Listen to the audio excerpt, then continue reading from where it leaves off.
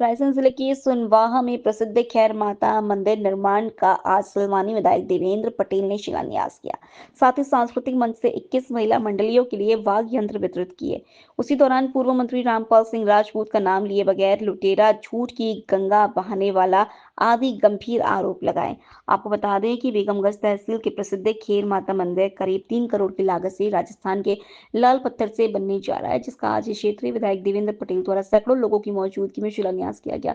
उसी के साथ मंदिर परिसर में सांस्कृतिक मंच से 21 महिला भजन मंडलियों को हारमोनियम, ढोलक आदि वाद्य यंत्र वितरित किए गए, जिससे कि क्षेत्र की महिला भजन मंडलियों के सदस्यों ने क्षेत्रीय विधायक का आभार व्यक्त किया।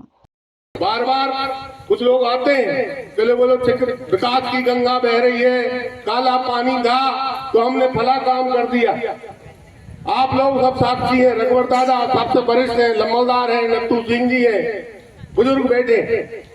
सुल्तानगंज रोड आप लोगों की उम्र से लेके हम लोगों की भी उम्र 50-55 की हो गई। पहली बार निर्माण हुआ, एक बार जब डॉक्टर शंकर दयाल शर्मा मिनिस्टर थे तब पीडब्ल्यूडी ने गिट्टी रोड बनाया एक बार, और दूसरी बार आपने आशीर्वाद दिया राजेंद्र तोमर को जिला पंचायत सदस्य के रूप में, तो तब डामरीकरण सुल्तानगंज से बेगोई रोड का हुआ। और तीसरी बार जब आपने 2008 में आपने हमारे को आशीर्वाद दिया तब 2012 में सुल्तानगंज रोड का निर्माण हुआ। और इस अभी 2022 में हम लोगों ने जन जागृति यात्रा निकाली दोनों रोड की, सुल्तानगंज बेगूगंज और महुआ खेड़ा रोड की। ये भी काम आपके ही समय पे ये हुआ। और जो कहते हैं कि हमने विकास की गंगा बहा दी, हमने एक ईंट लगवा दी उस रेट में 35 साल के राजनीतिक कैरियर में, तो वो कसम खा जाए की दरबार में उन्हें एक ईंट नहीं लगवाई पूरे रोड में। और कहते हैं विकास की गंगा बहा देंगे, पूरा क्षेत्र बता दे सुल्तानगंज से लेके इस तरफ कि कहीं कोई सिंचाई का साधन उपलब्ध कराने का हमने प्रयास किया। आप लोगों के यहाँ खेती होती है, आप सब किसान भाई हैं, एक काम हमने यहाँ पर नहीं किया। अस्पताल आज भी डॉक्टर उपलब्ध नहीं है, एक भी उपलब्धि में बता दें कि हमने विकास की है गंगा यहाँ बहा दी। आवश्यकता किस चीज की रहती है? किसान भाइयों को तहसील में तहसीलदार बन जाए, उसका वही पट्टे बन जाए, उसकी जमीन की नब्ती हो जाए। लेकिन माता बहनों को आवश्यकता होती है अस्पताल की, उनकी बहू बिटिया की डिलीवरी हो जाए तो डॉक्टर को, महिला डॉक्टर को दिखा ले। लेकिन 35 साल में इन्हें एक कोई भी काम नहीं किया, सिर्फ लूटने का काम। जो एक छोटी गाड़ी से आते थे, आज 50-50 गाड़ी, लग्जरी गाड़ी 70-75 लाख की दरवाजे में खड़ी है।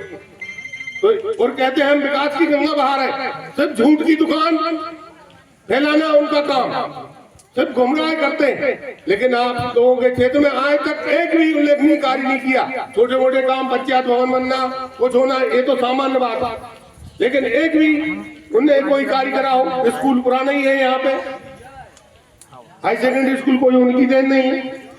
सुल्तानगंज में चुनाव के समय के लिए वो तहसील खुलवा देंगे, आज तक तहसील का पता नहीं, उद्घाटन तक कर दिया।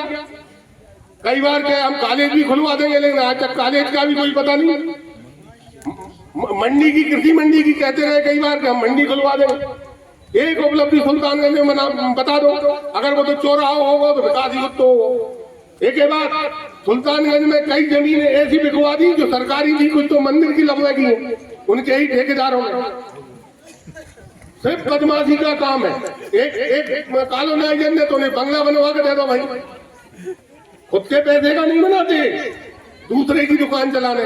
प्लाट बिकवाओ, मकान लो, सरकारी प्लाट बिकवा दो, मकान लो, ये काम है इन लोगों का। इसलिए क्षेत्रवासियों, आप सब साथियों से यही निवेदन है कि ठगने वाले लोग, झूठ की दिलासा देने वाले लोग, इनसे अपने को सावधान रहना है। और इनको आगे भविष्य में भी अगर ये लोग आएंगे झूठ की गंगा बहाने, तो इनसे अपने को बहुत सतर्क रहना है। हमारे सुल्तानगंज क्षेत्र में कॉलेज की आवश्यकता है, आज हमारे सुल्तानगंज क्षेत्र में तहसील की आवश्यकता है।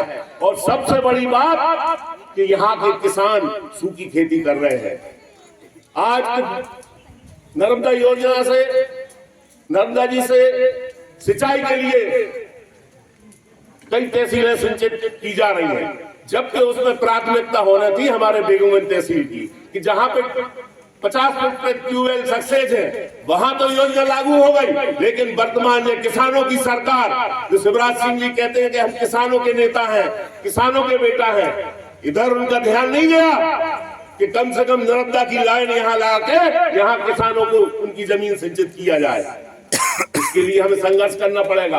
आप लोग तैयार रहें, विधायक जी के नेतृत्व में हम लोग आंदोलन करेंगे, इस सरकार से लड़ेंगे और ईंट से ईंट बजाकर अपने क्षेत्र में कॉलेज की बात हो, चाहे सिंचाई की बात हो, चाहे तहसील की बात हो, इसको पूरा कराने के लिए लेकिन आपको निकल के आना पड़ेगा। जब आप निकल के आएंगे, क्योंकि आप थोड़ा बहुत तो सागर से जुड़े हैं, उस सागर के व्यक्ति, सागर जिले के व्यक्ति, कोई भी समस्या हो तो संघर्ष करने के लिए नेता लोगों को बुलाना नहीं पड़ता। एक आवाज उठती है कि सोयाबीन का मुआवजा चाहिए, तो सागर में सैकड़ों हजारों की तादाद में ट्रालियां इकट्ठी हो जाती किसानों की। लेकिन हमारा क्षेत्र इस मामले में थोड़ा जागरूकता में कमी है।